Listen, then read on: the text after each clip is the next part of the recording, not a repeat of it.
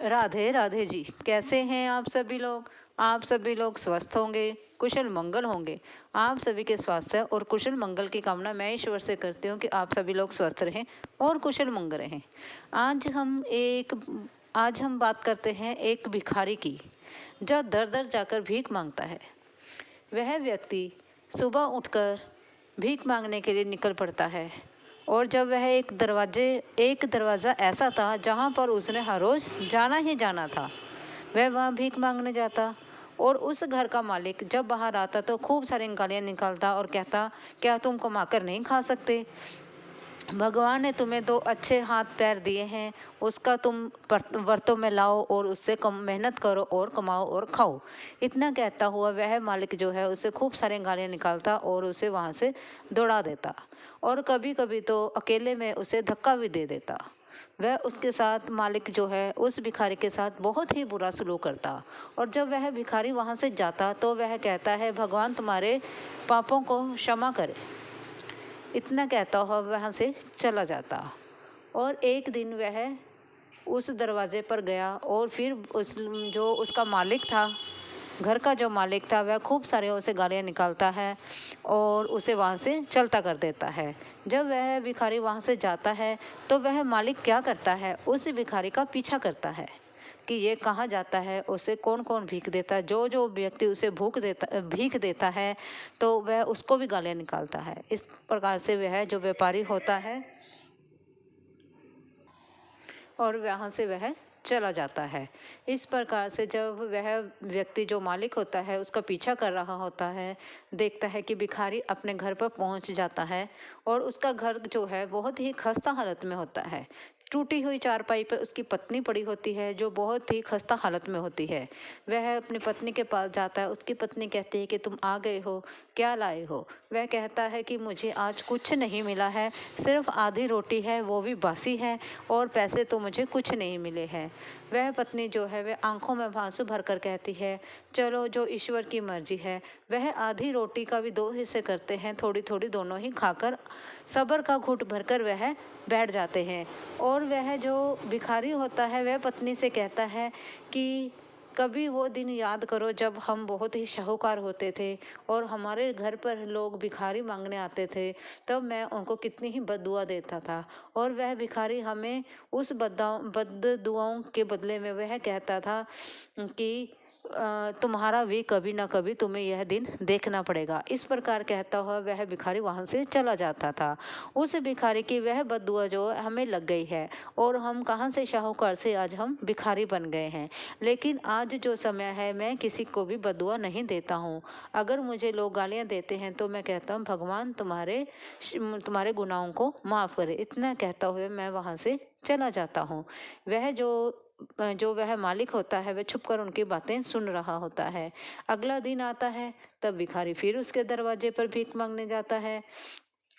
तब वह व्यापारी जो होता है, वह मालिक जो होता है, उसे गालियाँ नहीं देता है और उसे आदर से उसके लिए जो रोटी वह पहले से ही निकाल कर रख देता है वह उसे देता है, और दाल सब्जी भी देता है और पीने के लिए पानी भी देता है। और उसकी बातें सुनकर जो वह रात को उसकी चुप कर बातें सुनता है, उस बातों का उस व्यापारी पर असर होता है। तो वह व्यापारी आंखों में नम आंखों के साथ उस भिखारी को खाने के लिए देता है, और भिखारी जो होता है उसका बदला हुआ रूप देखकर वह हैरान हो जाता है और वह वहां से लेकर चला जाता है। खुशी के मारे भिखारी का तो ठिकाना ही नहीं रहता। इसी प्रकार से हमें इस कहानी से यही शिक्षा मिलती है, किसी की बद्दुआ ना लो। किसी की अपशब्दों का आप पर बहुत ही असर होता है। अगर किसी की बद्दुआ हमें लग जाए तो बहुत कुछ बदल सकता है। इसीलिए कोशिश करें कि दिन में हम किसी से बद्दुआ ना लें, और अगर हम किसी की दुआ नहीं ले सकते तो बद्दुआ भी ना लें, क्योंकि बद्दुआ जो होती है वह इंसान को कहां से कहां पहुंचा देती है। करोड़पति को भी मिट्टी में मिला देती है। बद्दुआ बहुत जल्दी काम करती है। अभी जहां तक दुआ जो हम लेते हैं, 100 में से 1 इंसान की दुआ हमें लगती है, लेकिन बद्दुआ जो है वह जल्दी वर्क करती है, जल्दी ही काम करती है। इसलिए कोशिश करें कि हम अगर किसी का भला नहीं कर सकते तो किसी का बुरा भी ना करें। कहीं हमें किसी की अगर बद्दुआ लग गई तो हम हमारा कुछ भी नहीं बचेगा। इस कहानी से तो हमें यही शिक्षा मिलती है, अगर भगवान ने हमें कुछ दिया है तो अगर हम किसी की मदद करना चाहते हैं तो करो, अगर नहीं करना चाहते तो किसी की बदुआ मत लो। भगवान को याद करो, उसका सिमरन करो। हम सभी उसी की संतान हैं और भगवान ने हमें बनाया है तो कुछ सोचकर ही बनाया है, क्योंकि भगवान द्वारा बनाई गई कोई भी चीज़ व्यर्थ नहीं जाती है। ईश्वर वही चीज़ बनाता है जो इस धरती पे जिस चीज़ की ज़रूरत हो। इसलिए इन शब्दों को थोड़ा दिमाग में रखते हुए अपना काम करें कि किसी की हमने बदुआ नहीं लेनी है। बोलो प्रेम से बोलो। एक ऋषि जो प्रातःकाल उठते ही समंदर के किनारे भ्रमण करने के लिए चले जाते हैं। जब वह समंदर के पास भ्रमण करने के लिए जाते हैं, वहाँ क्या देखते हैं? वहाँ देखते हैं एक व्यक्ति जो है वह एक औरत की गोद में सर रख के लेटा हुआ होता है और उसके पास ही एक मदिरा की बोतल पड़ी होती है। ऋषि जो है वह सोचते हैं कि कितना ही यह व्यक्ति कितना ही विलासी और कितना ही तामसी है। यह सुबह सुबह ही स्त्री की गोद में सिर रखे लेटा है और शराब पिए हुए है, क्योंकि उसके पास शराब की बोतल पड़ी थी, इसलिए ऋषि ने ऐसा सोच लिया।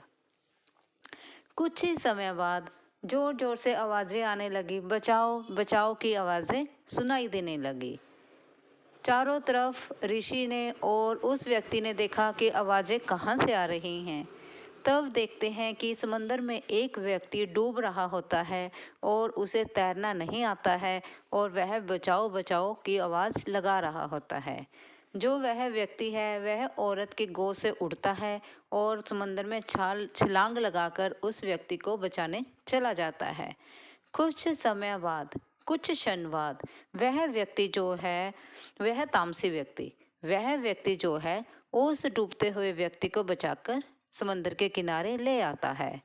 जब वह समंदर के किनारे उस व्यक्ति को लेकर आता है, तब ऋषि उसे देखते हैं और थोड़ा हैरान रह जाते हैं कि यह व्यक्ति तामसी या शराबी है या फिर यह एक भला मानव है। इसके लिए मैं क्या कहूँ।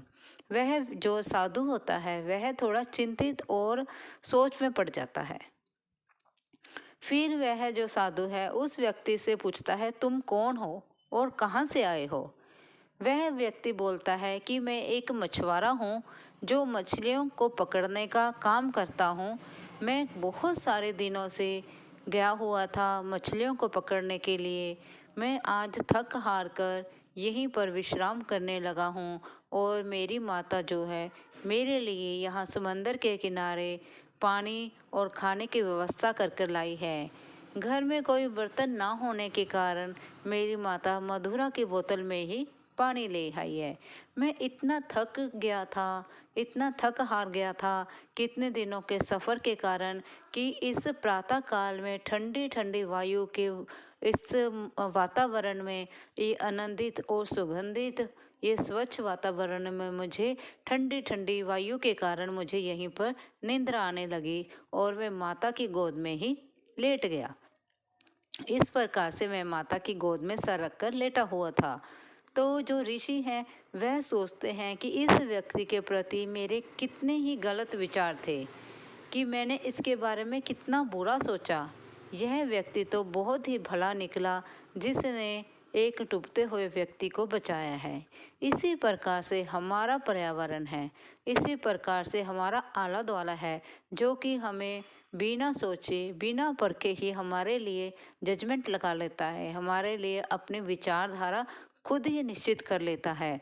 हमें किसी भी व्यक्ति को बिना जाने पहचाने उसके प्रति कोई भी विचारधारा नहीं बनानी चाहिए जैसे कि उस साधु ने बनाई थी, क्योंकि जो आंखें देखी बातें होती हैं या कानों से सुनी हुई बातें होती हैं वह जरूरी नहीं है कि वह सत्य हो या वह सही हो, वह गलत हो सकती हैं।